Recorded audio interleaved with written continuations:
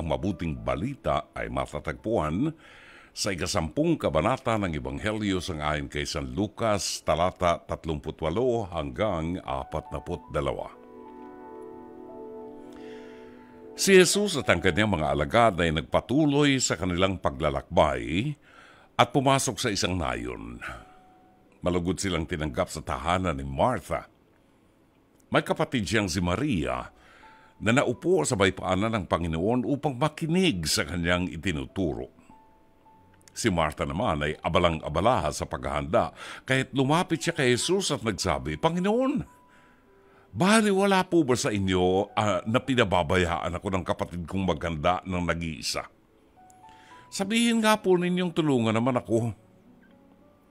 Ngunit sinabi ng Panginoon sa kanya, "Martha, Martha, nababalisa ka at abalang-abala sa maraming bagay.